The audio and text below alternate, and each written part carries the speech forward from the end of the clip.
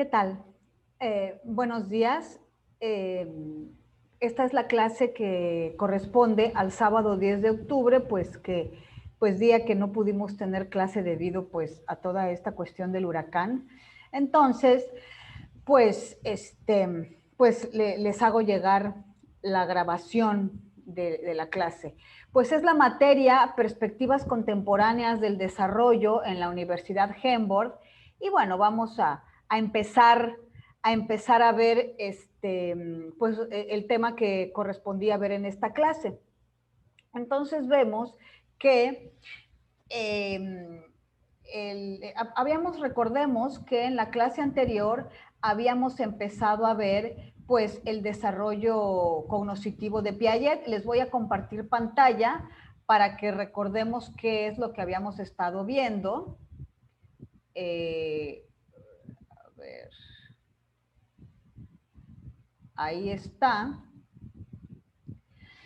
Entonces, bueno, pues recordemos, habíamos empezado a ver a Piaget. Y bueno, habíamos mencionado como que las principales aportaciones de Piaget. Bueno, recordemos que Piaget lo que hace es una teoría acerca del desarrollo cognoscitivo, es decir, cómo el niño va estructurando toda la información. Es importante que pues alguien que estudia ciencias de la educación conozca cómo el niño va aprendiendo, porque dependiendo de la edad, es pues el tipo de información a la que podemos acceder. Es decir, pues un niño no podría acceder a conceptos pues muy complejos, ¿no? Entonces, es decir, el conocimiento se va dando de manera escalonada. Entonces, justo Piaget lo que hace es hacer una teoría acerca de este desarrollo, de cómo el sujeto va estructurando la información que le va llegando del ambiente. Entonces, pues dijimos que esto ya lo habíamos visto, este proceso se va dando por asimilación y acomodación, es decir, el sujeto recibe una información nueva y bueno, y la acomoda, la integra, la ajusta a experiencias que ya tiene anteriores. A esto se le llama adaptación. Entonces, el sujeto así recibe siempre la información que aprende, asimila y acomoda, asimila y acomoda. Y bueno, y va organizando pues toda esa información. Entonces, les ponía yo el ejemplo de que lo iba organizando como si fueran carpetitas, ¿no? Igual que en una computadora, vamos metiendo la información en carpetas, bueno, pues para que tengamos la información organizada. De igual forma, los seres humanos vamos clasificando la información como si fuera en carpetas y bueno, y así vamos comprendiendo el mundo. Entonces, pues vimos que Piaget tiene 4 etapas. De hecho, nosotras vimos las 2 primeras.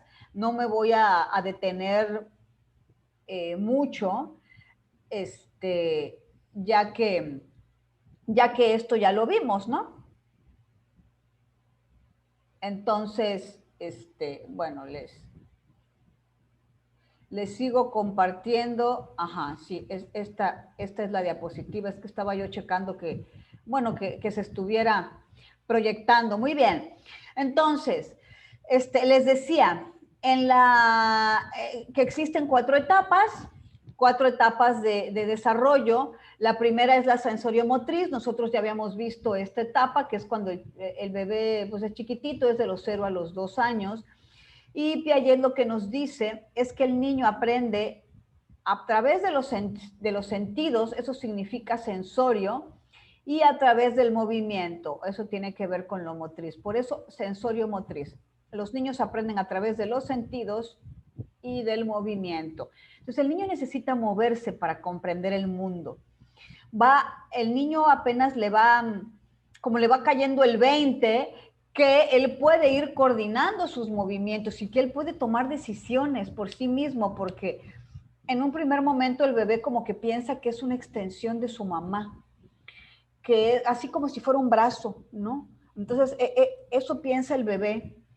El bebé, recordemos que acaba de llegar al mundo y no lo conoce, entonces lo tiene apenas que conocer. Y entonces Piaget estudia cómo el niño va adquiriendo todo este conocimiento. Entonces, bueno, la etapa sensoriomotriz, como les digo, aprende a través de los sentidos y de la actividad motora. No me voy a detener más, pues porque esto ya lo vimos la clase pasada. Vimos, o sea, las características pues, que se van alcanzando y distintos conceptos dentro de esta etapa. También vimos la etapa preoperacional, es decir, pre antes de las operaciones. Son los niños que están en primaria. Pues aquí les pongo la edad aproximada de 2 a 7, me equivoqué, no los niños que van en primaria, los niños que van en kinder, perdón. Los niños que van en primaria, un niño entra a la primaria aproximadamente a los 6 años, como que es la edad en la que entran los niños en nuestro país, ¿no? Entonces son los niños de kinder. Este periodo va, digamos, de los 2 a los 7 años. De hecho, muchos chiquitos, pues a los 2 años no van, bueno, no entran a la escuela. Muchos entran a los 3, ¿no? 3, hay papás que los meten a los 4 años. Es decir, pero bueno, es un periodo en el que los niños están muy chiquititos y y en este periodo los niños todavía no tienen lógica. Los niños apenas están aprendiendo a hablar. Entonces los niños están comprendiendo el lenguaje. Entonces los niños aún no tienen lógica. De hecho, los niños suelen ser en esta etapa, pues suelen ser muy chistosos, pues porque justo la manera en cómo ellos piensan, la manera en cómo ellos estructuran el mundo es muy distinta a la de un adulto. Entonces a veces al adulto le parece chistoso la manera en cómo el niño ve el mundo, ¿no? Entonces, efectivamente, ¿no? Los niños aquí están adquiriendo el conocimiento simbólico, están adquiriendo el lenguaje, pero aún no procesan la información de manera lógica. De igual manera, les di las características, tampoco me voy a detener aquí porque ya lo vimos, y vimos estas dos diapositivas, ¿no? Esta donde vienen todos los conceptos de la etapa preoperacional, y bueno, vimos, son dos diapositivas con estos conceptos. Muy bien, nos quedamos aquí. Entonces, bueno, aquí vamos a empezar a ver cuáles son las características de esta etapa, ¿no? Entonces tenemos que la tercera etapa de Piaget es la etapa de operaciones concretas. Entonces, en este periodo, los niños ahora sí desarrollan un pensamiento lógico. Ahora sí son los niños que están en primaria. El niño va desarrollando un pensamiento lógico, es decir, va entendiendo el mundo, pues de una manera, pues, bueno, mucho más acorde a como lo conocemos nosotros, ¿no? Entonces el niño empieza a ver el mundo de manera lógica, eso es a lo que le llamamos el pensamiento lógico. El niño aún no tiene pensamiento abstracto. El pensamiento abstracto, pues tiene que ver como que con cosas en donde utilizamos mucho pues la imaginación. Por ejemplo, un concepto, o sea, en la etapa de operaciones concretas, los niños justo son concretos. Es decir, los niños entienden cosas concretas que se pueden ver, que se pueden tocar. Ajá, eso es muy importante. El niño es concreto en esta edad. El niño probablemente no comprenda ciertos conceptos abstractos. Ejemplo de un concepto abstracto, la fe. Nadie ha visto una fe. O sea, la fe no se puede tocar. La fe tal vez se puede percibir. Entonces, es un concepto abstracto. Podemos hablar de la fe, no podemos tocarla. Lo más que podemos tocar en relación a la fe es tal vez un símbolo, ¿no? Un símbolo que sea, que ejemplifique esa fe que siento. Vamos a poner un ejemplo, un ser humano que tiene una cruz, ¿no? Que digamos que tiene una cadena con una crucecita, digamos, porque tiene pues, religión, ¿no? Religión católica. Entonces, esa crucecita simboliza su fe, pero esa cruz no habla de la fe de ese sujeto. O sea, insisto, la fe es un concepto abstracto. No se puede ver, solamente se puede sentir, percibir. Entonces los niños tal vez en esta etapa no van a entender muchos conceptos abstractos, van a entender conceptos concretos, es decir, van a comprender muy bien cómo es el mundo de los objetos, el mundo de las cosas. Entonces vamos a ir viendo, pues, qué aprendizajes se alcanzan en esta etapa, ¿no? Entonces aquí les pongo, la etapa es de operaciones concretas, la edad aproximada es de 7 a 11 años. Bueno, los niños empiezan, como les decía hace rato, es el niño que va a primaria. El niño que va a primaria, bueno, los niños entran a primaria a los 6 años, ¿no? En nuestro país. No en todos los países es así. Incluso hay países en donde el niño entra como que a este tipo de educación, pues justo ya cuando, o sea, hay países en donde ya que tiene el niño, ya que está en la etapa de operaciones concretas, es cuando se le, se le lleva a, pues a cuestiones como la lectoescritura, porque ya, digamos, teniendo las operaciones, estando ya entrando, ya habiendo dejado, digamos, la etapa preoperacional, bueno, el niño pues ya está pues más capacitado para, por ejemplo, para leer, para escribir, para aprender lenguaje matemático, ¿no? No que antes, o sea, por supuesto que antes también se les puede ir enseñando cuestiones que tienen que ver con matemáticas, pero pues al nivel que ellos comprendan, ¿no? Entonces, bueno, aquí, digamos, a partir de segundo de primaria hasta que salen, los chicos están en operaciones concretas. Y bueno, ya más adelante entran pues, a operaciones formales, ¿no? Pero bueno, las características de esta etapa, pues es que los chicos justo empiezan a comprender problemas que tenemos, problemas concretos, o sea, problemas prácticos, los empiezan a entender de manera lógica. Voy a poner un ejemplo sencillo, ¿no? Es decir, voy a la panadería y, y compro 4 bolillos, compro 2 conchas y compro un cuernito. Y bueno, pues, a ver, ¿cuántos panes tienes? No, pues 7 panes, ¿no? Es decir, esto es un problema práctico, o sea, es un problema que todos los días, o sea, es decir, que todos los días nos podemos enfrentar a este tipo de problemas. Al final de esta etapa, el niño ya puede resolver problemas concretos y los puede resolver bien. Entonces, nos enfrentamos, el niño se enfrenta y bueno, los seres humanos todo el tiempo nos estamos enfrentando a problemas concretos, ¿no? Bueno, los seres humanos, los adultos, nos enfrentamos a problemas concretos y a problemas abstractos. Pero bueno, estos chicos ya están capacitados para enfrentarse de una manera adecuada a problemas concretos. Y bueno, otra característica, el niño ya va entendiendo las leyes de la conservación. Una ley de la conservación, por ejemplo, sería los estados del agua. El niño de la etapa anterior no entiende cómo es que se pasa de un estado gaseoso a líquido y luego a hielo. Tal vez podría entender un poco más, digamos, ya con el niño está a mitad de la etapa anterior, a lo mejor puede comprender que un hielo se derrite. Y lo puede comprender pues porque lo ve.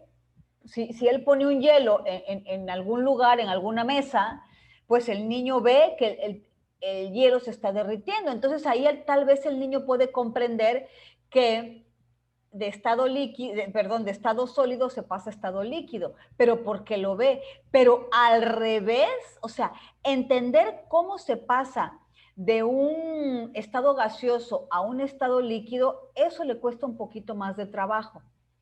Entonces, cuando está en esta etapa de operaciones concretas, ya va comprendiendo las leyes de la conservación. El niño, por ejemplo, pensando en esta situación del agua, el niño puede explicar cómo es el ciclo del agua, cómo es que, digamos, llueve y entonces cae el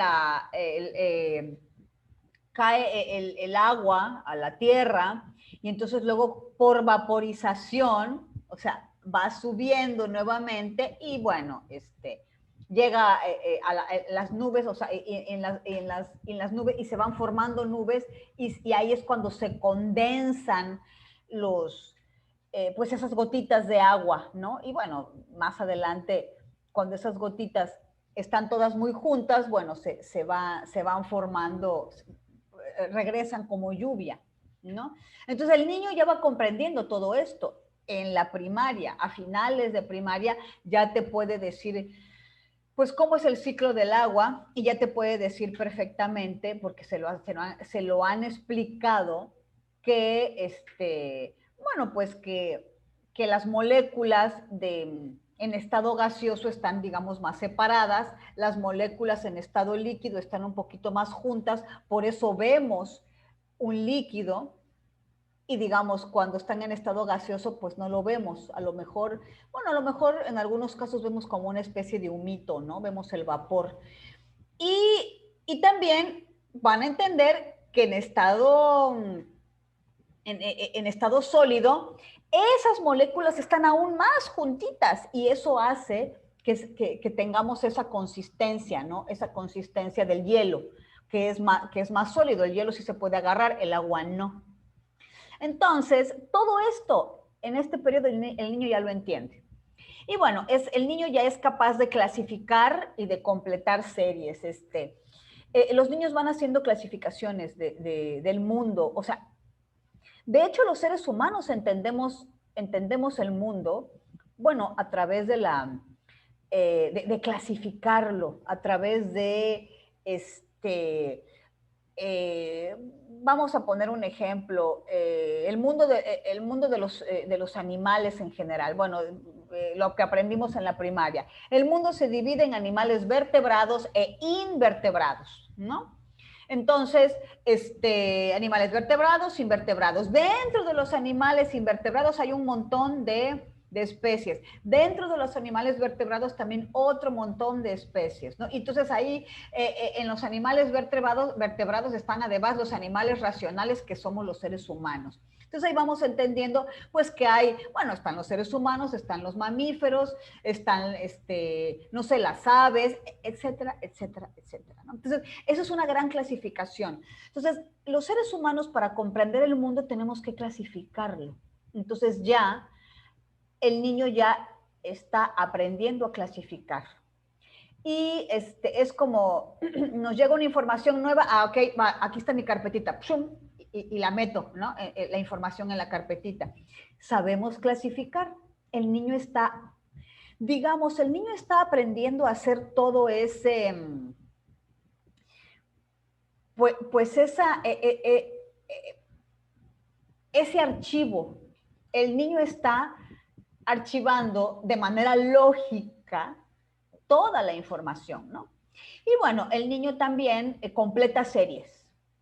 Las series, vas a hacer una serie de números, una numeración que vaya de 2 en 2, o vas a hacer una numeración que vaya de 3 en 3, o de 5 en 5, etcétera.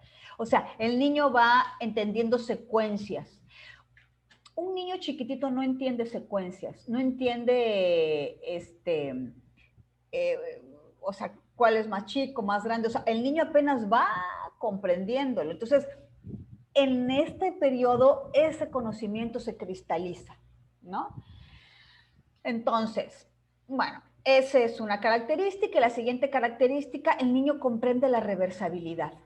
Les decía hace un momento, un niño, como que solamente los niños de la etapa anterior comprenden una característica de un objeto.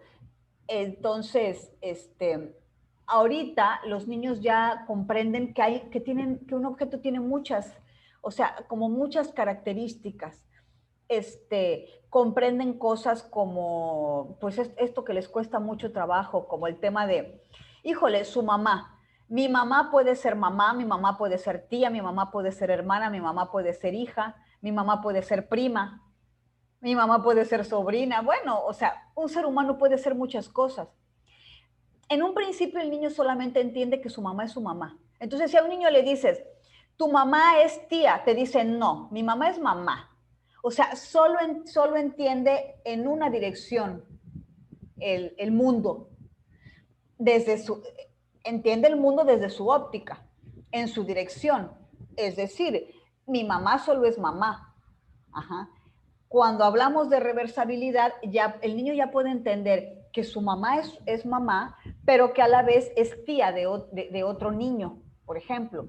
O puede entender que a la vez su mamá es hija de otra señora, que es su abuelita. Todo eso tiene que ver con reversibilidad, con entender el mundo, digamos, de aquí para allá, pero también de acá para acá. Un niño puede entender, yo tengo una hermana, sí, esa hermana, mi hermana se llama Laura. ¿Cómo? ¿Y Laura tiene una hermana? Sí, Laura tiene una hermana que se llama Rosa, por ejemplo. Entonces, es decir, reversibilidad es comprender que de aquí para allá el mundo es de una forma, pero de allá para acá el mundo se ve también de otra forma. Entonces, bueno, eso es el concepto de reversibilidad. Muy bien, continuamos. Entonces vamos a ir viendo pues todos los conceptos dentro de este periodo de operaciones concretas. Entonces aquí les pongo todos los conceptos de los que habla Piaget. Entonces tenemos el pensamiento espacial. El pensamiento espacial, bueno, tiene que ver con el espacio. El niño comprende las relaciones espaciales.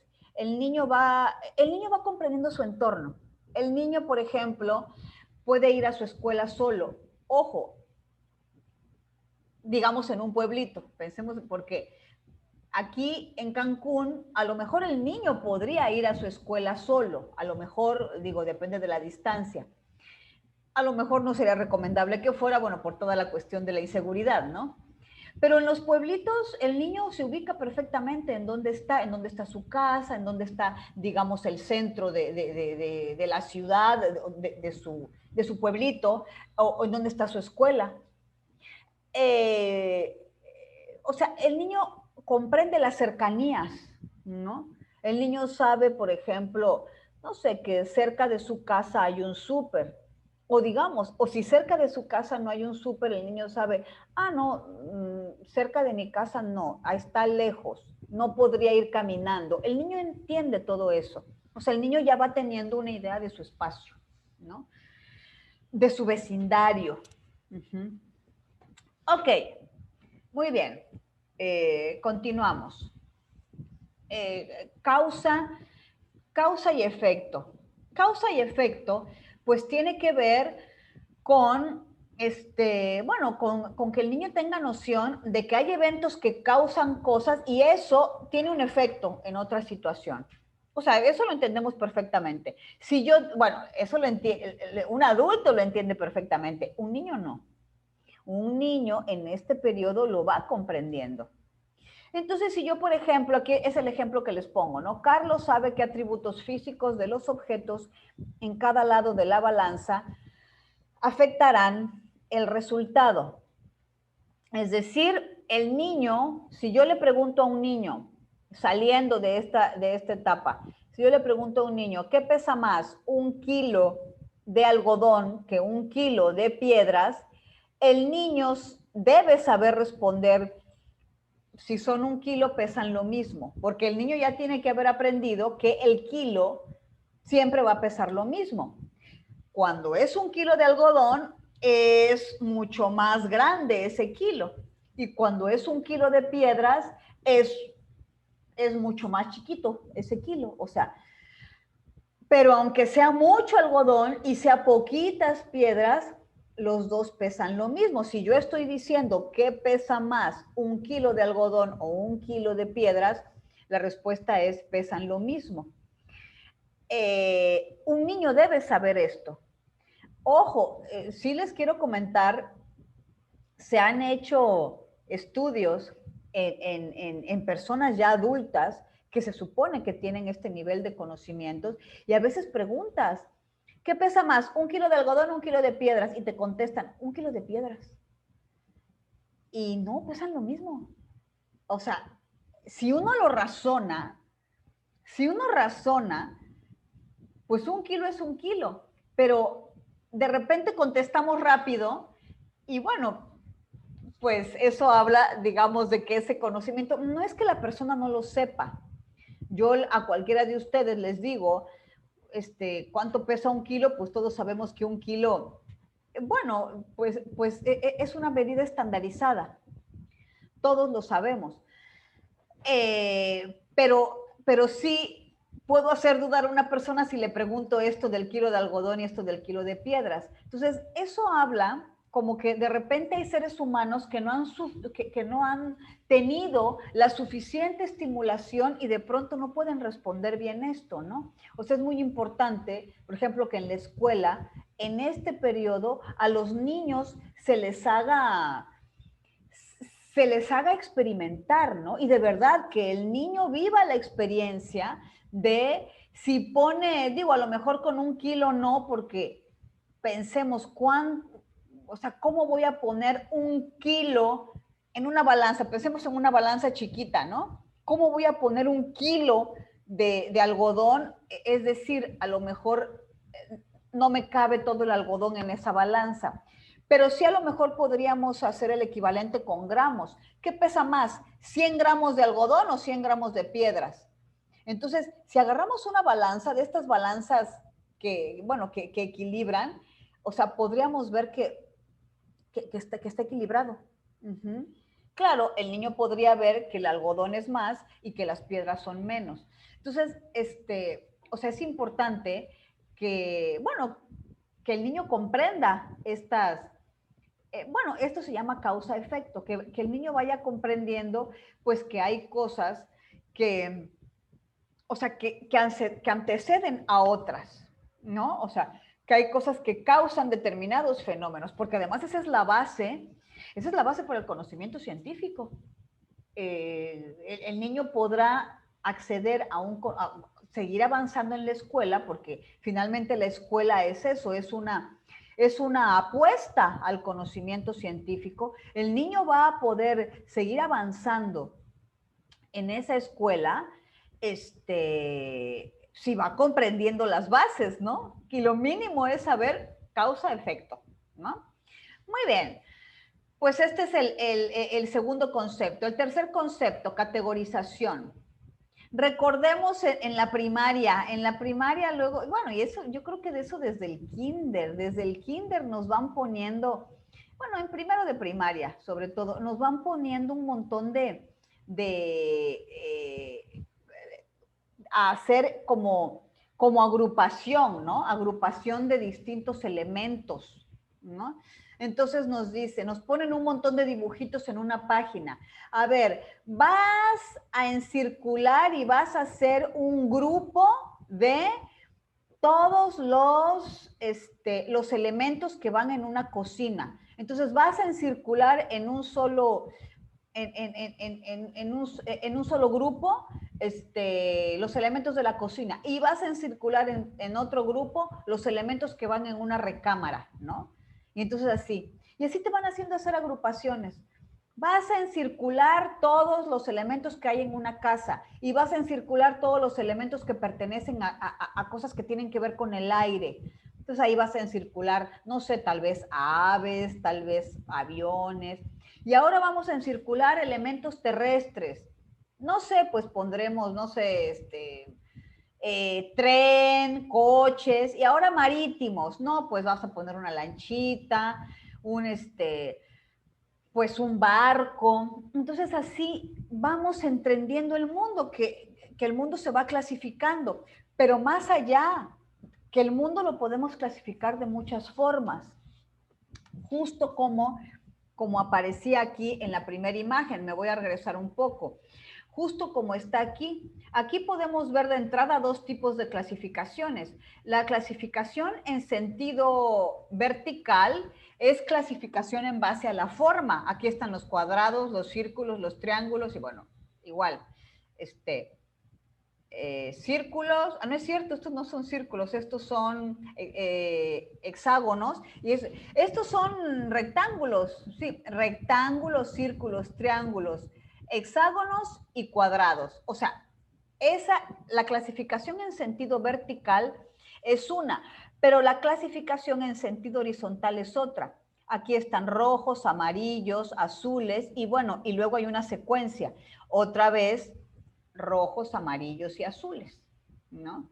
De manera que supongamos, si yo le quito toda esta hilera, si yo quito toda esta hilera a un niño y se la pongo aquí revuelta por otro lado y le digo, a ver, haz la secuencia, ¿en dónde van estos? El niño, si ya comprende, si ya tiene el concepto de secuencia, el concepto de categorización, el niño va a poner en el lugar correcto pues esas figuras. O digamos, si agarro una figura de cada uno, o sea, agarro una de aquí, otra de acá, otra de acá, o sea, agarro de distintas, las pongo por separado y le digo al niño, a ver, pon la figura en el lugar que corresponde. El niño lo va a poder hacer si ya tiene pensamiento lógico. Un niño preparacional no lo podría hacer. Entonces, o sea, eso es lo que se va adquiriendo, el pensamiento lógico, ¿no? Entonces, pues eso es categorizar, poner en categorías, ¿no? Entonces, eso es lo que buscamos, lo que los profesores buscan cuando les dicen a los niños, vas a hacer un grupito de todos los elementos que corresponden a uno, y vas a hacer otro grupo de otro, vas a hacer bueno, vas a agrupar, ¿no? Les dicen, ¿no? Entonces aquí un ejemplo de conducta de categorización, aquí les digo, Elena puede clasificar objetos en categorías como forma, color o ambas cosas. Sabe que una subclase, rosas, tiene menos miembros que la clase a la que pertenece, flores. Sí, o sea, un niño sabe que hay flores diversas y va a poner en un lugar aparte las rosas, en otro lugar las margaritas, en otro lugar las gardenias y así, ¿no? Eso es categorizar. Así vamos comprendiendo nuestro entorno. O sea, en nuestro mundo la manera de comprender el entorno es, de manera lógica, es así, irlo categorizando. Es decir, poniéndolo en carpetitas. En esta carpetita va todo lo azul, en esta carpetita va todo lo amarillo. Pero también la habilidad inteligente es, híjole, este elemento que puse en todos los elementos de color amarillo, también, por ejemplo, puse un sol en los elementos de color amarillo. También aprendo que ese sol puede ir en otra carpetita, que es como que elementos que tienen que ver con los planetas, con cuestiones de astrología y ese tipo de cosas, ¿no? Entonces podemos poner como que todos los elementos del espacio, ¿no? Que son cuestiones pues vamos a poner soles, lunas, estrellas, planetas. Esa es otra clasificación. O sea, y yo, o un niño en esta edad sabe que cada objeto que uno se encuentre puede ir en distintas carpetitas. Eso es tener un pensamiento lógico. Eso es categorizar. Y bueno, el otro elemento es la seriación. Seriación tiene que ver con saber hacer secuencias. Los seres humanos debemos saber hacer secuencias, es decir, debemos saber que un elemento es chiquito, otro es un poco más grande, otro más grande, otro más grande, otro más, etc. Eso es la base, por ejemplo, para la numeración. nosotros sabemos que primero es el 1, luego el 2, el 3, eso es una secuencia. Y bueno, y hay secuencias que son infinitas, ¿no? Entonces, cuando somos chiquitos nos ponen a hacer un montón de planas. Vas a hacer una serie que vaya de 2 en 2 y vas a hacer una serie que vaya de 3 en 3. Ahora vas a ir haciendo una serie que primero sea de 2 en 2 y luego de 5 en 5. Entonces, a veces hasta las combinan, ¿no? Entonces, aquí les pongo un ejemplo. Catalina puede ordenar un grupo de palos del más corto al más largo e insertar uno de tamaño intermedio en el lugar apropiado. Tal vez un niño chiquito, chiquitito, así preoperacional, no podría poner en el lugar correcto el palito, ¿no? Porque todavía no tiene un conocimiento lógico. Los niños en esta etapa ya tienen ese conocimiento lógico. Muy bien, pues vamos a continuar y pues aquí les presento la otra diapositiva. Entonces, bueno, aquí son los conceptos como razonamiento, o sea, seguimos en la etapa de operaciones concretas. Y entonces, bueno, el razonamiento inductivo y deductivo, o sea, el niño ya va, como ya va teniendo lógica, ya va teniendo nociones de lo que es el razonamiento inductivo y también va teniendo nociones de lo que es el razonamiento deductivo. Entonces, el inductivo, bueno, aquí les pongo tipo de razonamiento lógico que va de lo particular a lo general, ¿sí? Va de lo micro a lo macro. Y el razonamiento deductivo es al revés, va de lo general a lo particular. Entonces, el niño va comprendiendo y va induciendo o deduciendo. Un ejemplo de un razonamiento en donde el niño induce es este que les puse aquí. Dice, Fernanda tiene un perrito muy lindo y como no le hace nada, ella quiere acariciar a todos los perritos que se encuentran en la calle sin medir el peligro. El niño, como tiene un perrito, o sea, la niña, Fernanda, induce que, que ese perrito, o sea, como está en su casa, o sea eso es a nivel particular, en su casa ella tiene la experiencia de que un perrito es lindo y un perrito es amigable y lo puedes acariciar. Entonces, a partir de lo particular, de lo que ve en su casa, ella hace una generalización. Es decir, ella dice, ay, los perritos son bien lindos. Entonces, va por la calle y quiere acariciar a los perritos. Ajá. Y bueno, claro, la niña no mide el peligro, es una niña. Entonces, una niña de primaria puede hacer este tipo de cosas, ¿no? Puede ir por la calle y querer acariciar a todos los perritos. Entonces ve a los perritos y se acerca y dice, ay, qué bonito, y se acerca y lo acaricia.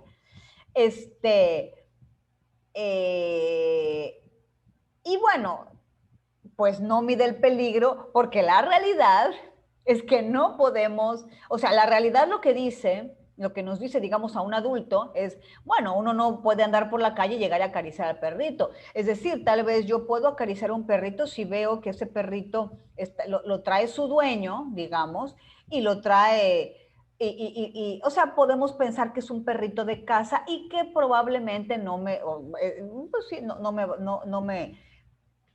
me va a querer morder. La verdad es que lo mejor sería que si veo en el parque a un señor con su perrito, yo le diga, qué bonito, pero le pregunto, ¿lo puedo acariciar? Entonces el dueño sabe si su perrito es pues agresivo o no. Entonces el dueño te dice, sí, acarícialo, porque ya sabe que el perrito es noble. Pero bueno, o sea, en este caso, esta niña, Fernanda, utiliza el razonamiento inductivo. Como los perritos son lindos, todos los perritos son lindos, ¿sí? Entonces, bueno, o sea, ¿cómo se expresa? Acariciándolo, ¿no? Acariciando los perritos en la calle, ¿no? Bueno, ese sería uno. Ejemplo de razonamiento inductivo. Ahora, ejemplo de razonamiento deductivo, digamos con la misma niña. Fernanda escucha a menudo que su papá dice que las personas que se pasan viendo la televisión son tontas. Ahí el papá hace una generalización, dice, ay, las personas que ven la televisión son tontas. Entonces eso lo escucha. Un día va a casa de su tía Y entonces ella sabe que su tía se la pasa toda la tarde viendo telenovelas y Fernanda dice que su tía es una tonta, ¿no? Y entonces dice, pero Fernanda, le dice la mamá, Fernanda, ¿por qué? ¿Por qué dices que tu tía es una tonta? Ay, pues mi papá dice que las personas que se la pasan viendo la televisión son tontas. Sí, pero esa expresión que hace el papá, bueno, es una generalización, ¿no? Es una generalización, bueno, tal vez es una generalización por parte del adulto en donde dice, bueno, una persona que ve mucha televisión como que tal vez, pues no razone mucho, pero es una generalización que no siempre es de acuerdo a la realidad, ¿no? Entonces, pero la niña no tiene capacidad para medir eso. Entonces la niña va de lo general, o sea, de esta aseveración que hace el padre, las personas que ven televisión son tontas, y bueno, y lleva a lo particular, así a una persona en específico. La verdad es que el papá de Fernanda no quiere decir que su tía es una tonta. El papá de Fernanda, pues, está haciendo un comentario general, ¿no? Pero, digamos, Fernanda deduce a partir de lo que su papá le dice, de lo que su papá dice, hace una deducción que va de lo general a lo particular, es decir, a una persona específica.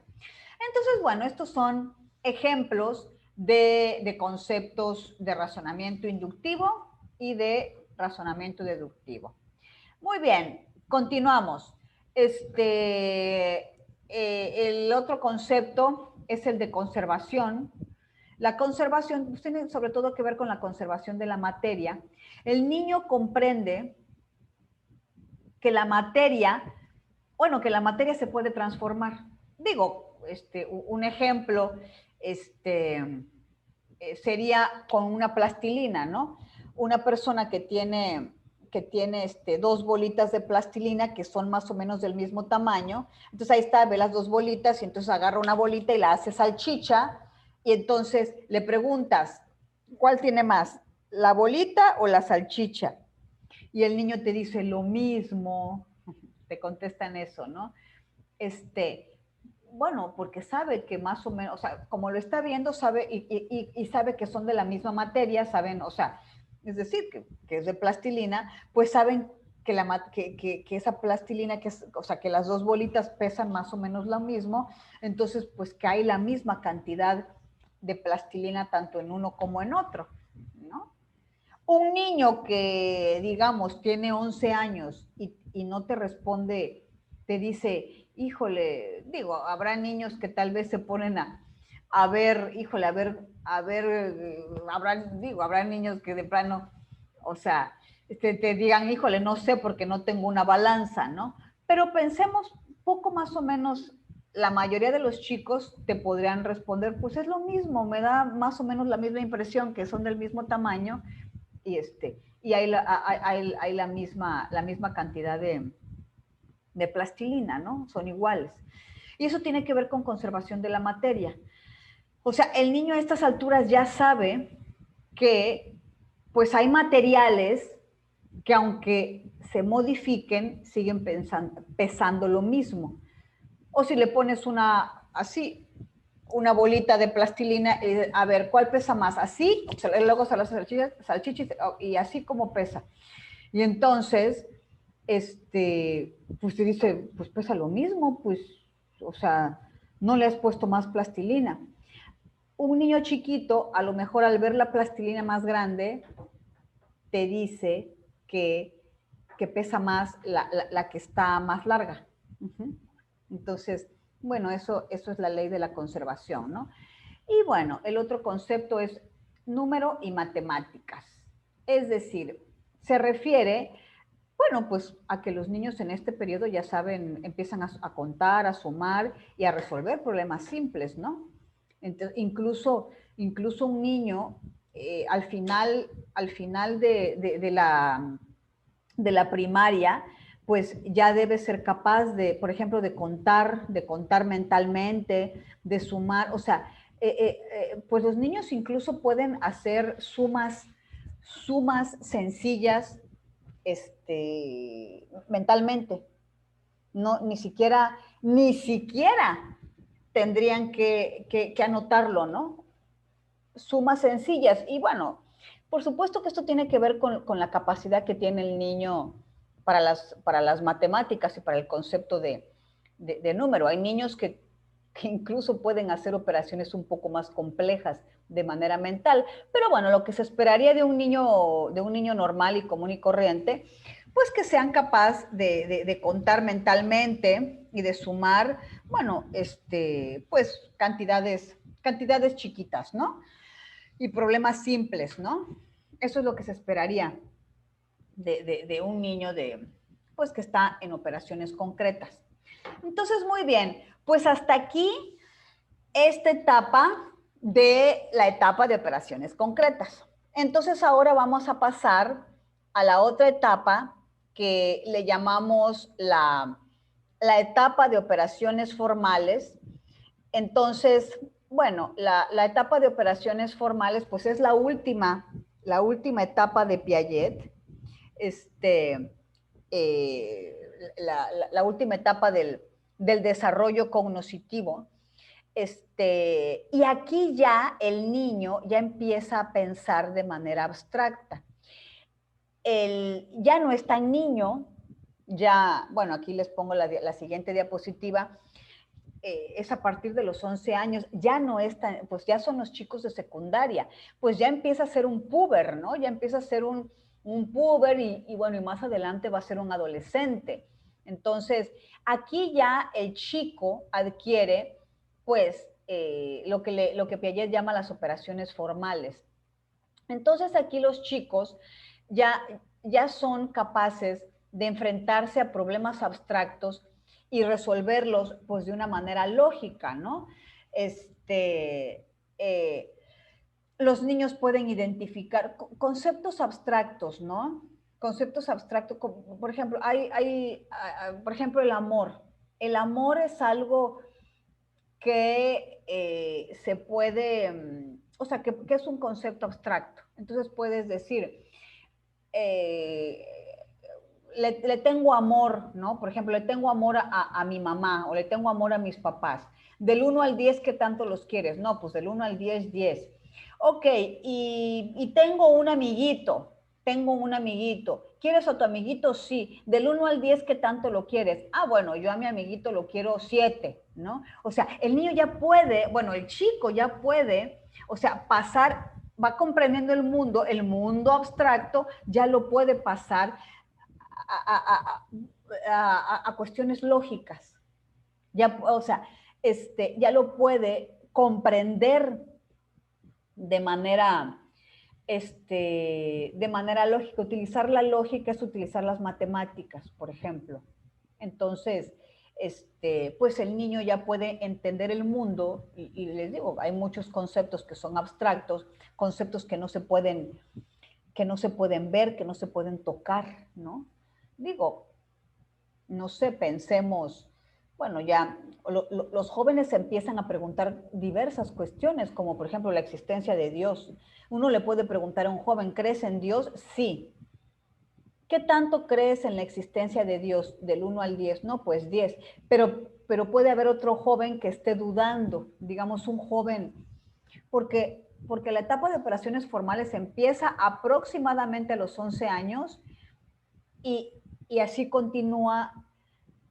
Y bueno, se va adquiriendo, ¿no? A lo largo, bueno, pues de la secundaria, la prepa, o sea, uno va especializando este conocimiento abstracto. Entonces pensemos un chico de prepa, que es un chico pues que está ya en la etapa de operaciones formales. Un chico de prepa se puede cuestionar acerca de la existencia de Dios. Entonces puede decir, la verdad es que ya no sé si Dios existe. Eso nos pasa mucho a veces a los seres humanos. Híjole, ya no sé si creer en Dios o no. A ver, del 1 al 10, ¿qué tanto crees? Híjole, creo que la idea de que Dios existe ahorita ya la creo, del 1 al 10 creo que la creo un 8. Puede decir eso. O bueno, habrá algunos que te digan, no, pues yo ya no creo en Dios. Del 1 al 10, híjole, pues no creo, o sea, cero, cero creo en Dios. O sea, es decir, bueno, esto está ligado con con el punto 3, ¿no? O sea, el adolescente se va enfrentando a diversas cuestiones. El adolescente se enfrenta a problemáticas de tipo abstracto, se pregunta cosas acerca de su identidad, se pregunta cosas acerca de temas sociales. El niño ya está mucho más abierto al mundo, qué bárbaro, el niño se le ha ampliado el mundo. De ser aquel bebé que no sabía si podía estirar un brazo o no, porque todavía no comprendía el mundo. Bueno, el niño ahorita, el chico, ahorita ya comprende el mundo bastante bien, suficientemente bien. O sea, es decir, es un adolescente, entonces ya puede acceder a ese conocimiento, ¿no? Entonces el conocimiento del chico se vuelve pues más científico. Decimos que se vuelve más científico porque ya busca, o sea, cuando tiene preguntas, las busca comprobar. O sea, a ver, no sé, por ejemplo, una información que les aparezca en internet, esa información será cierta o no. Entonces, pues tal vez busca información a ver qué tanto es cierto eso que le apareció. Ya sabe, pues que, bueno, que debe comprobar la información, ¿no? Entonces, supongamos un ejemplo sencillo. Si yo le muestro a un adolescente esto, a ver, ¿qué estás viendo? Si lo pongo desde cierto lugar, se ve como una línea. ¿Qué estás viendo? El niño, una línea, no sé, el adolescente lo que haría sería comprobarlo. A ver, bueno, es un celular. ¿Pero qué es? ¿Es una línea? No, no es una línea, es un rectángulo, no sé. Entonces el niño ya sabe que un objeto, dependiendo de la perspectiva en donde se ponga, es como lo veo. Entonces por eso implica el conocimiento científico, el pensamiento científico. Yo ya sé que las cosas no son, o sea, no siempre son lo que parecen. Tengo que comprobarlo, por eso es científico. Tengo que comprobar si eso que me parece que estoy viendo, si eso de verdad es, ¿no? Así con el ejemplo este que les pongo, ¿no? Digo, es un celular, pero bueno, también podemos decir que es un rectángulo. El rectángulo puesto desde cierto lugar no se ve como rectángulo. Muy bien. Y bueno, este punto de que el niño desarrolla preocupaciones acerca de temas sociales y de su identidad, bueno, ya les hice algunos comentarios. Sí, a los chicos les empiezan a interesar cosas como eh, desde cuestiones de política, a veces a los 11 años están muy chiquitos, en la secundaria tal vez no, pero en la prepa ya se empiezan a interesar cuestiones acerca de identidad. Y bueno, cuestiones de identidad, eso sí, desde la secundaria pueden empezar a preguntarse, ¿no? ¿Quién soy? ¿De dónde vengo? ¿A dónde voy? Cuestiones acerca de cuestiones de tipo sexual, ¿no? O sea, aquí se van combinando mucho todos los aspectos afectivos y cómo me siento. Entonces, híjole, yo cómo soy, quién soy. Y bueno, claro que les importan temas sociales, ¿no? Desde cosas que son injustas, pues los niños se preguntan muchísimas cosas, ¿no? Y tienen diversas preocupaciones, ¿no? Entonces, bueno, este es el chico pues de operaciones formales. Muy bien, pues entonces hasta aquí es Piaget. Y bueno, vamos a empezar a ver a Erickson. Les había comentado que, bueno, íbamos también a empezar a ver a Erickson. Y bueno, pues ay, me había faltado esta, perdón, me faltó esta ¿qué concepto alcanza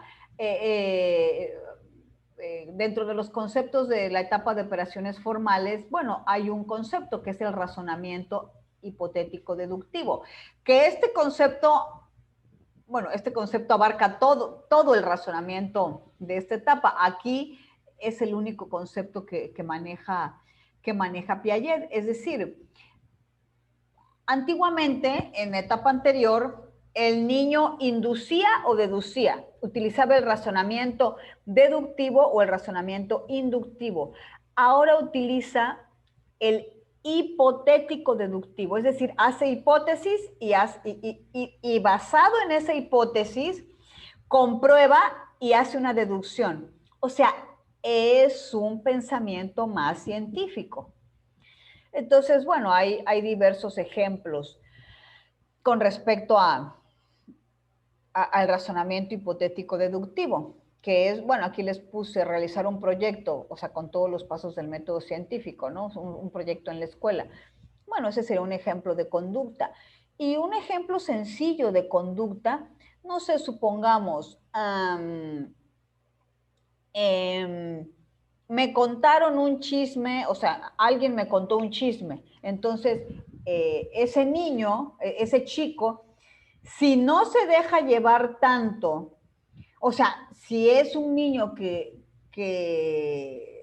bueno, que sea sano y que procese la información de manera adecuada, puede comprender tal vez, no, espérate, es un chisme, eso no corresponde a la realidad, ¿no? Y bueno, no sé, pensemos aplicado a las redes sociales, ¿no? Híjole, me llegó un video donde dice algo como que a partir de tal fecha el súper va a cerrar a las 6 de la tarde, ¿no? Entonces, si un adolescente ve eso, ay, ¿será cierto o no? No, espérate, hay que comprobarlo. O sea, el niño hace hipótesis, es decir, a ver, ¿será cierto? Esa sería la hipótesis, ¿será cierto? Entonces, después de la hipótesis, en cualquier, o sea, cualquier persona que lleve a cabo los pasos del método científico, o sea, haces la hipótesis, te preguntas, ¿será cierto o no? Esa es la hipótesis. Y el niño y la persona lo comprueba. A ver, no, déjame lo compruebo. Déjame ver si es cierta esta noticia. Entonces lo comprueba y bueno, y resulta que, bueno, en el ejemplo de que los supers van a cerrar a las 5 de la tarde, bueno, pues resulta que es falso, ¿no? Entonces, entonces el niño, el chico ya debe acostumbrarse a pensar de manera hipotética deductiva. Hace hipótesis, las comprueba y luego dice, ¿es cierto o es falso? Y en base a eso, bueno, se maneja, ¿no? En base a eso, es decir, actúa.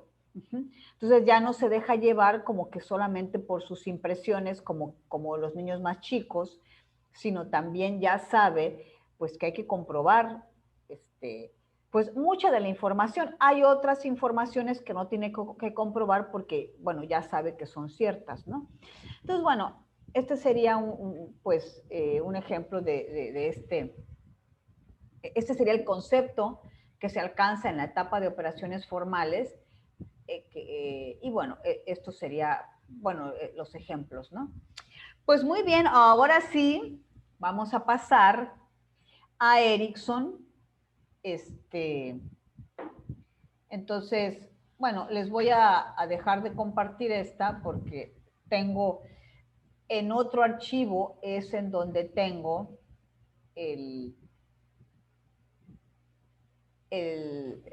la diapositiva de Erickson.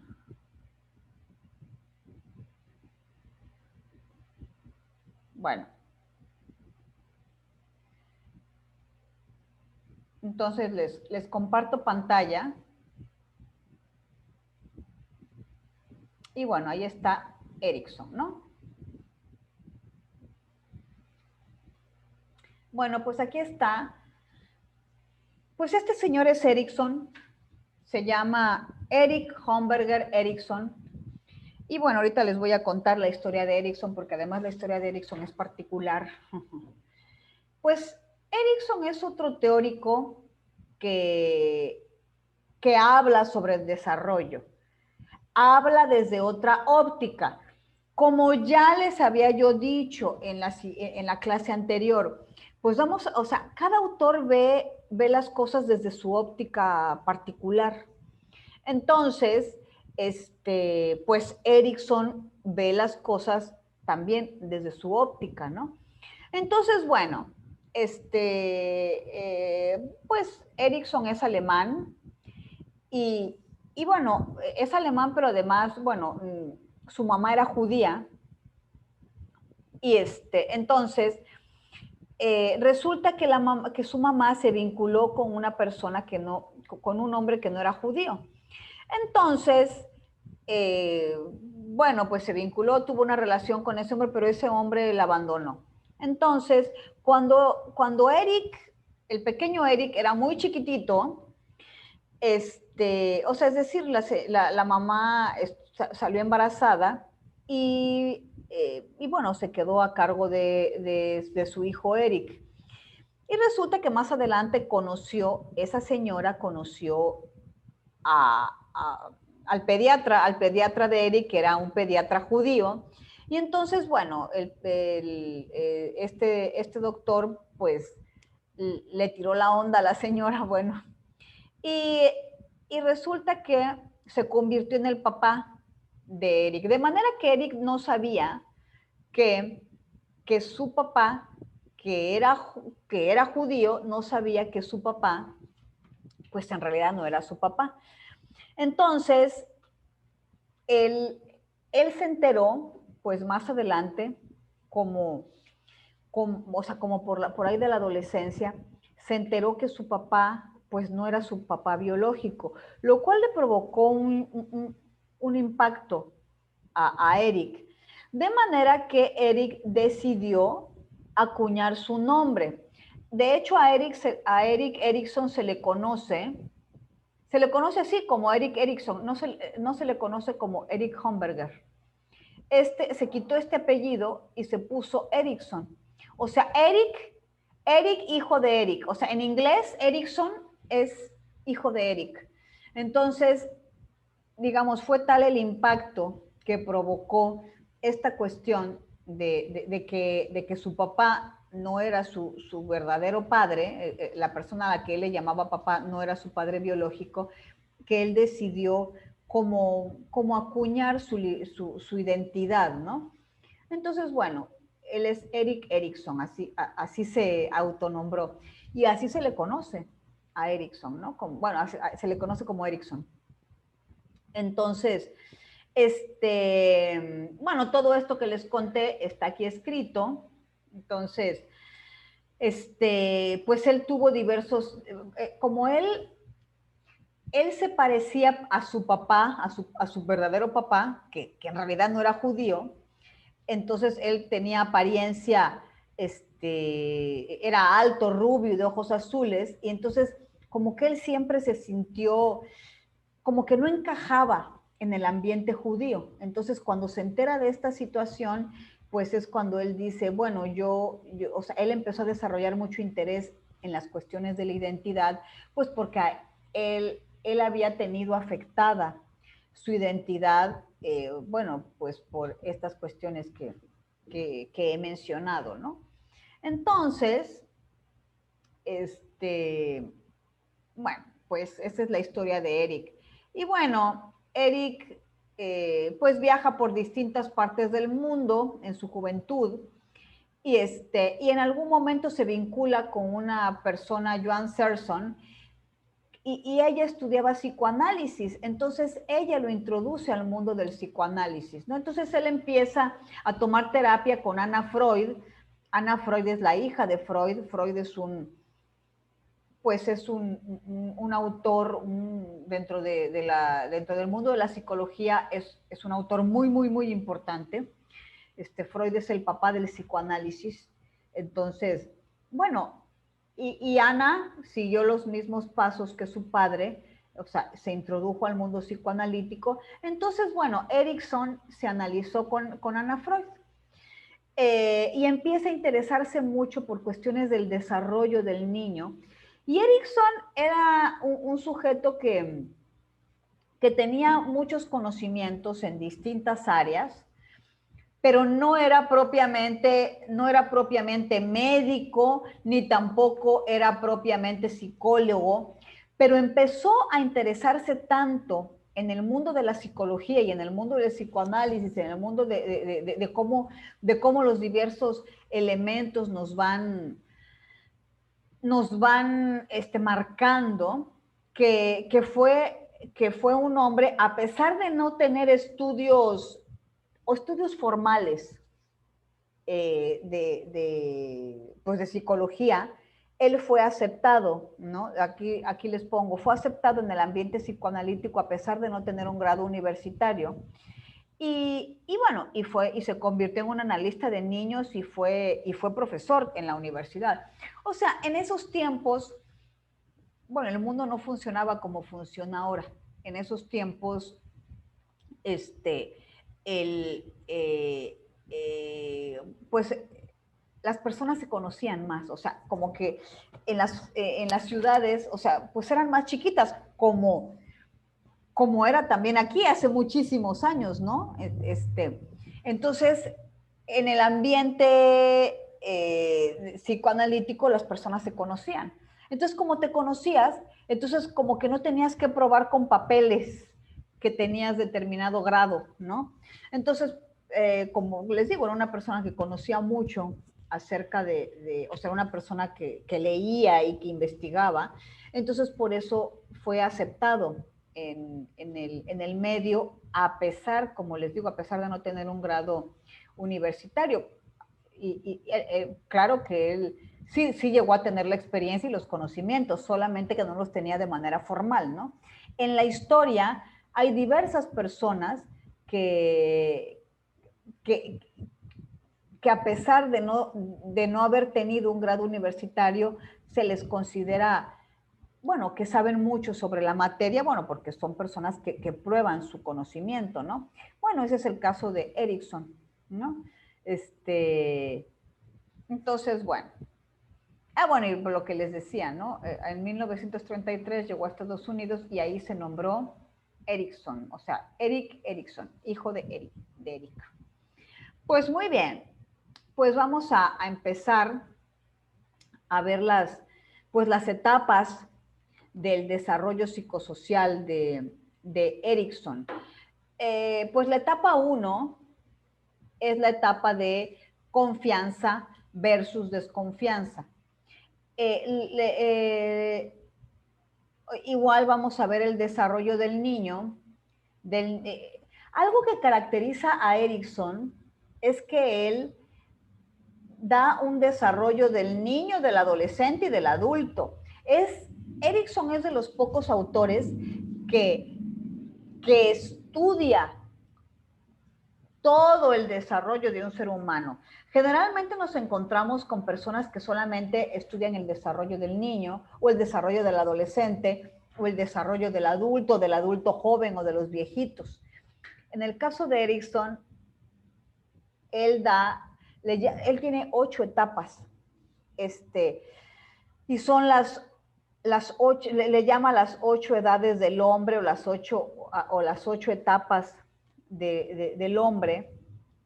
Entonces él dice que los seres humanos nos enfrentamos a distintas crisis dependiendo de la edad en la que estemos. Entonces él le pone a sus etapas, le pone versus, o sea, él pone como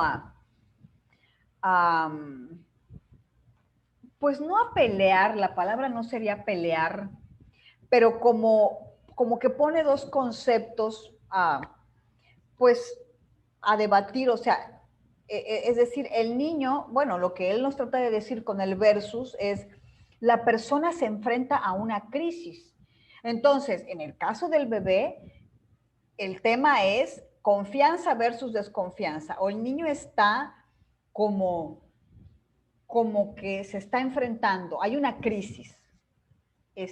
Una crisis implica, bueno, elijo esto o elijo lo otro. Entonces, por eso, pues pone a pelear, ¿no? A pelear conceptos, pone o sea, digo, en la teoría son conceptos, pero bueno, en la práctica, bueno, son cosas que el niño puede alcanzar, ¿no? El bebé puede adquirir confianza o puede no adquirirla. Y si no la adquiere, pues lo que tendría es desconfianza.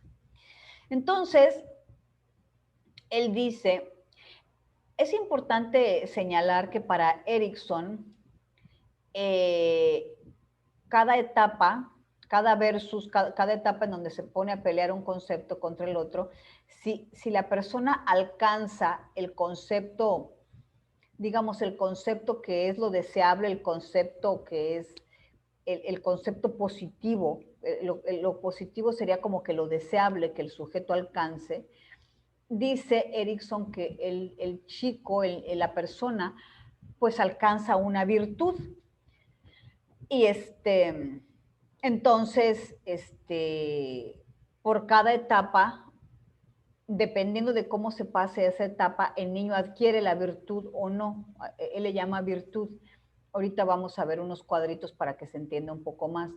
Pero entonces él habla de desarrollo psicosocial. A diferencia del autor anterior, que era Piaget, que Piaget hablaba del desarrollo cognoscitivo, Erikson habla del desarrollo psicosocial, o sea, desarrollo psicológico, pero en relación con el entorno.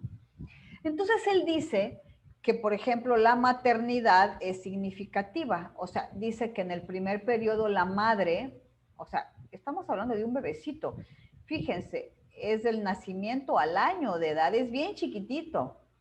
En este primer periodo, la madre es muy significativa.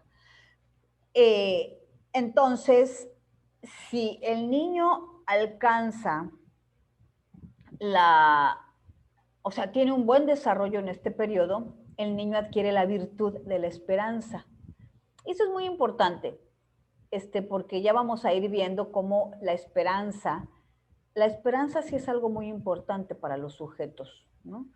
Aquí entre paréntesis dice religión.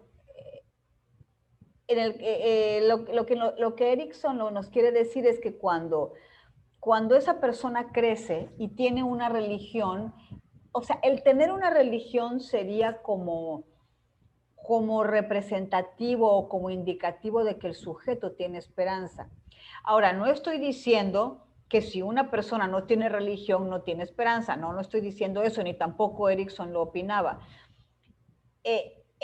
Lo que dice Erikson, más bien hay personas que la manera en cómo obtienen esperanza, bueno, es a través de la religión. Habrá otras personas que no obtienen esperanza a través de la religión, pero lo obtienen a través de los valores.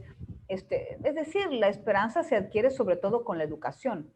La esperanza se adquiere sobre todo con que mi mamá me haya cuidado de una manera amorosa. Así es como se adquiere la esperanza, ¿no?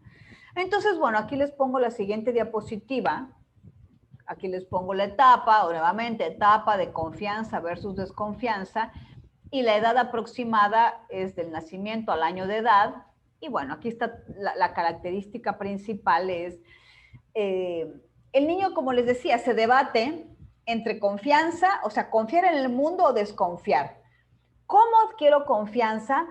Si mi mamá me cuida, si mi mamá me protege, si mi mamá me brinda los cuidados necesarios, si mi mamá me pone atención, o sea, entonces yo me voy a ir formando una impresión global del mundo, ¿no? Y si yo la impresión que tengo del mundo es de que el mundo es un lugar seguro, entonces voy a tener esperanza. Si no tengo esa idea, entonces el mundo va a ser un lugar doloroso, estresante, amenazador. O sea, va a ser como que va a ser un lugar que no vale en el que no vale la pena estar. Eso es muy importante mencionarlo, ¿no? Yo siempre les digo a mis alumnos que los papás inscribimos al niño al mundo. Entonces un niño dice, ay, sí hay esperanza, o un niño dice, no, no hay esperanza. O sea, los papás vamos inscribiendo al niño. A ver, déjenme pausar tantito la grabación. Bueno, continuamos con la grabación, la tuve que pausar que pausar un momentito, pero bueno, les decía que los papás lo que hacen en el niño es enseñar, o sea, enseñar confianza, es dar confianza o no. Entonces, les decía yo que los papás inscriben a los niños en el mundo, ¿no? O sea, y esta inscripción en el mundo o sea, es en sentido amplio. O sea, o sea, ¿de qué manera un papá le dice a un niño, hey, sí vale la pena vivir, ¿no? O sea, ¿cómo me lo dice mi papá? Tratándome bien, tratándome bien, amándome. Así es como me dice, hey, vale la pena vivir. Pero si yo tengo un papá que es mala onda, que es agresivo, que no me trata bien, que me critica, entonces el papá me está diciendo, hey, aquí no vale la pena vivir. Entonces es primordial el concepto de esperanza o sea, para un ser humano. Entonces, Erickson está planteando algo muy importante. Él dice que se da del nacimiento, o sea, lo dice que es en el primer año de vida. La verdad es que lleva más años, ¿no? Lleva más. Eso, un papá te lo dice en los primeros años de vida, no nada más en el primer año. Pero bueno, Erickson menciona que esta primera etapa es importante. En realidad no nada más comprende el primer año de vida, o sea, esto comprende más años, pero bueno, es una, o sea, es una aportación, o sea, él va poniendo el énfasis en la importancia que tiene dar amor a los niños, o sea, esta cuestión de la esperanza, ¿no? Muy bien, continuamos. La etapa 2. La etapa 2 es autonomía versus vergüenza y duda. La vergüenza y la duda, o sea, en este periodo, el niño va empezando a ser un poquito autónomo. El niño ya le cae el 20 de que no es una extensión de su mamá. El niño le cae el 20 de que es una persona aparte de su mamá, que es, pues, que está separada de su mamá. Y entonces el niño va desarrollando la voluntad, entonces va aprendiendo a hacer cosas. El niño va aprendiendo a vestirse, a ir al baño, etcétera. Entonces, todo esto va marcando que el individuo sea autónomo, y si el niño no tiene los elementos para ser autónomo, el niño se puede ver inmerso en vergüenza y duda, como dice Erickson, ¿no? Entonces, dice Erickson que las personas importantes en esta etapa son los padres, o sea, ya no nada más la mamá, sino son los dos, o sea, los dos papás van enseñando, ¿no? Entonces es importante como papá irle permitiendo al niño como que haga cosas. Erickson dice, como que va diciendo, como que la figura paterna como que va indicando, ¿no? Va ayudando a que, pues que el niño se aviente a hacer cosas, ¿no? Claro, ojo, todo de acuerdo a su edad. Está muy chiquitito, es del año a los 3 años. Pero el niño debe poder hacer esas pequeñas cosas que se necesitan hacer para ser autónomo. Si un papá le enseña a su hijito desde muy chiquitito a ser autónomo, eso va a ser mejor. Porque claro que el niño va a continuar siendo autónomo en la adultez se va a ver reflejado. Entonces es muy importante que, pues que se le permita a ese niño pues vestirse, y a veces no lo hará tan bien, tal vez no se pondrá los zapatos al revés, no se podrá abrochar las agujetas, pero es importante que el niño desarrolle la virtud de la voluntad de querer hacer eso, para que el niño pues sea autónomo y que no se considere, no se torpe o que no hace bien las cosas. Entonces el niño, los papás van dando seguridad, o sea, ambos, ¿no? Ambos. Pero bueno, como que va entrando aquí la figura paterna, y como que la figura paterna de acuerdo a los psicoanalistas, la figura paterna como que va marcando toda esta cuestión de la seguridad, ¿no? Digo, habrá que ver, o sea, la verdad es que tanto hombres como mujeres pueden darle seguridad a un niño, pero bueno, Erikson dice, o sea, por eso empieza ahorita a hablar ya de ambos padres, no nada más de uno, ¿no? Que en realidad supongamos que un niño no tiene papá, digo, la mamá podría darle esto, ¿no? Ok, muy bien, continuamos. La etapa 3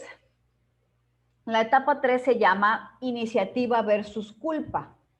O sea, es importante, aquí ya se empieza a ampliar el entorno del niño. Ya empieza a ser importante la familia. Entonces, bueno, el niño va a desarrollar un propósito. El niño va a tener ideales. Por eso aquí les pongo prototipos ideales. El niño va a tener un ideal.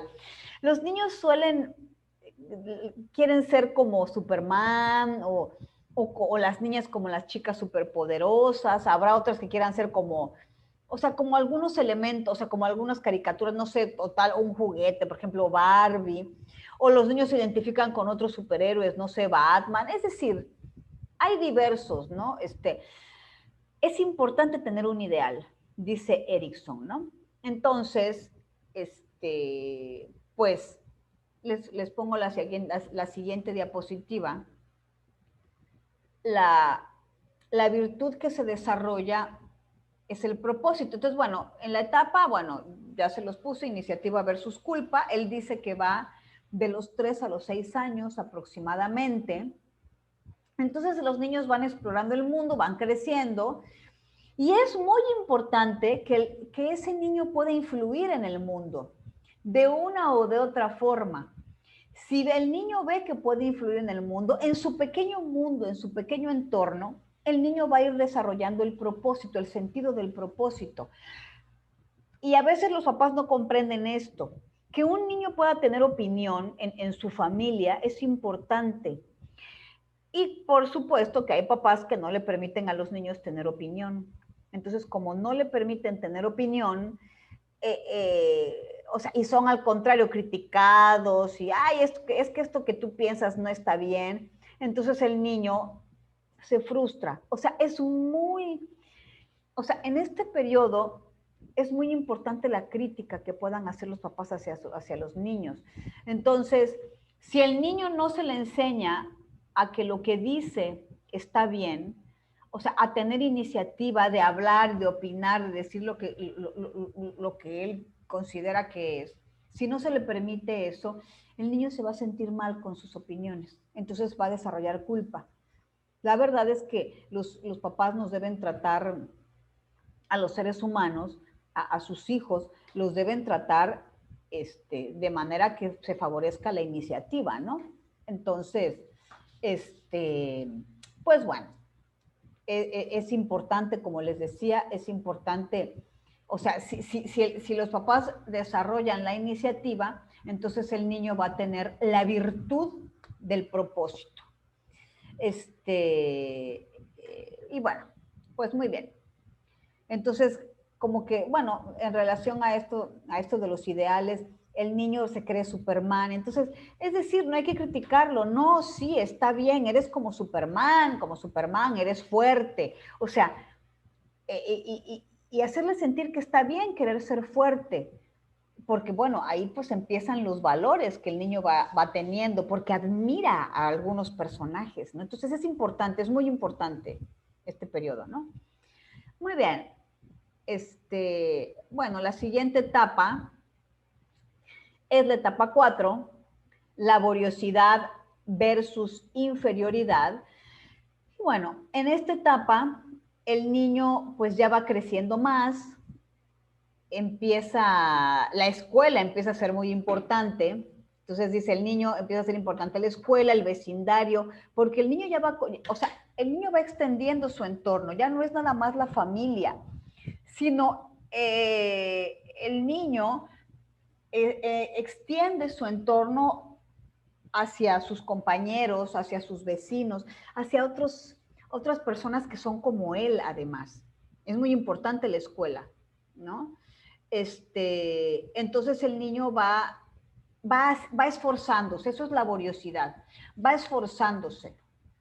Entonces, si el niño, en general los niños se quieren esforzar, el problema es que cuando no se los permiten, o cuando no siempre, o cuando el niño tiene algún problema y no puede ejercer su laboriosidad, bueno, pues el niño se puede sentir inferior a otros, ¿no?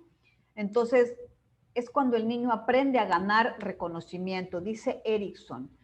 Entonces, todos los seres humanos, digamos, debemos ser buenos en algo. El niño empieza a ser bueno en algo.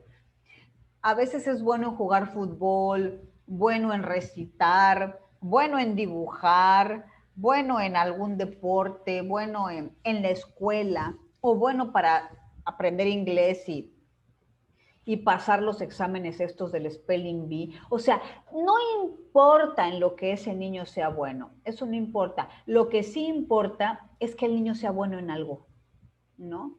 Entonces, bueno, aquí va la siguiente diapositiva, donde les explico todo esto, ¿no? Entonces, la etapa, bueno, es laboriosidad versus inferioridad. La edad aproximada va de los 6 a los 12 años y pues ya es cuando están, o sea, es aquí igual los niños de primaria, ¿no? De los 6 a los 12 años. Y en esa etapa es cuando vamos teniendo evidencia de que les decía, somos buenos en algo. Entonces el niño va enriqueciendo su yo, ¿no? La comparación es muy importante en este periodo. El niño, efectivamente, el niño se compara con otros. El niño, entonces el niño debe percatarse que, híjole, yo soy bueno metiendo goles, pero mi compañerito es bueno, pegándole la pelota, no sé.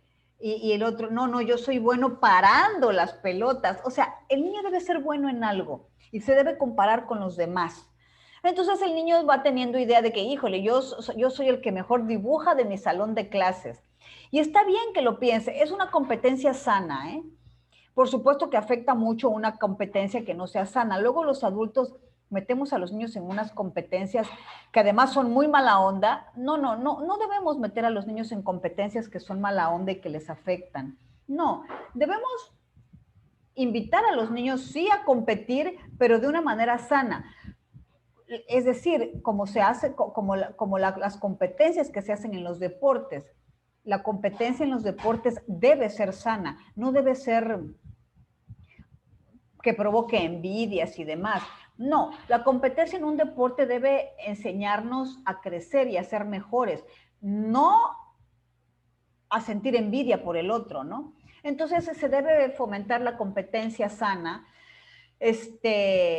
Y bueno, en esta etapa, si supongamos adultos que critiquen a un niño porque hay algo que no lo hicieron bien o porque quedó en segundo lugar por algo, híjole, eso critica mucho. Entonces, eso afecta mucho. La crítica negativa perjudica muchísimo. Entonces debemos ser cuidadosos. Si, por ejemplo, un niño no saca el primer lugar en algo, es este papel del padre, de su papá, decirle, no importa, lo vas a hacer bien la siguiente vez, o es papel del profesor, bueno, no importa si no sacaste un 10, te tienes que esforzar, mira, eso nada más significa que vas a tener que aprender más, significa que en esta ocasión tal vez, no sé, te pusiste nervioso, o significa que, o sea, que tienes que esforzarte más. Eso es lo sano. La verdad es que si no sacamos una evaluación que nos guste, digamos, o una evaluación de acuerdo a lo que a un estándar alto, lo único que significa es que nos debemos esforzar un poco más, o sea, debemos tratar de alcanzar estándares mejores. Así es como debiéramos ver el hecho de que tal vez el tener un error, ¿no? Entonces, si el niño se enfrenta a que el adulto es tolerante con sus errores, ese niño se va a desarrollar bien. Si no, habrá problemas también. O sea, ese niño va a ser demasiado, no sé, tal vez obsesivo, tal vez exigente consigo mismo. Y bueno, no, tampoco es conveniente, ¿no? Porque lo que queremos es que el niño desarrolle la virtud de la habilidad, de ser hábil en algo. bueno, cuando crecemos debemos ser hábiles en muchas cosas. Los seres humanos debemos poder, no sé, manejar, trabajar, tal vez hacer de comer, o sea, debemos tener varias habilidades, pero por eso es que el niño empieza, digamos, con una y bueno, y más adelante va desarrollando eso, la capacidad de poder hacer cosas, de la capacidad de tener habilidad para algo, ¿no? Pues muy bien. Pues es muy importante tener una habilidad porque si no el niño se va a enfrentar pues a sentimientos de inferioridad. Pues bueno, bueno, hemos llegado hasta la cuarta etapa de Erickson. Lo que corresponde es que pues hagamos, bueno, como ustedes saben, yo en las clases siempre les pido que participen. Entonces, bueno, nos falta tener esa participación. Yo voy a dejar en la plataforma, voy a subir la actividad. Yo lo que quiero es, bueno, en relación al autor que vimos, a Piaget, nos falta hacer la actividad, entonces voy a dejar anotada la actividad en relación a Piaget, que es, bueno, pues que ustedes pongan ejemplos de algunos, pues, de algunos de los conceptos de Piaget. Ahí en la plataforma les digo qué conceptos. Y bueno, en relación a Erickson, vamos a dejar aquí, porque bueno, la siguiente clase, que pues que ya va a ser de manera, bueno, que ya vamos a estar conectados, pues les voy a pedir que pongan ejemplos de esto que hemos estado viendo, justo de esto que hemos estado viendo. Entonces, bueno, por hoy, por ahorita, bueno, vamos a dejar aquí, pues porque además de ver este video, pues tienen que hacer la otra actividad, o sea, la actividad que les digo, la de Piaget, bueno, para que se cumpla, pues este tiempo, ¿no? De clase que, pues que no tuvimos el sábado pasado, ¿no? Pues muy bien, pues entonces nos conectamos pues la siguiente vez que tengamos clase. Espero que vean este video y cualquier duda que haya, pues lo vemos igual la siguiente clase. Bueno, pues entonces les mando un saludo y espero que estén bien. Hasta luego. Voy a dejar de compartir y y pues muy bien, pues nos vemos la siguiente clase. Que estén bien. Chao.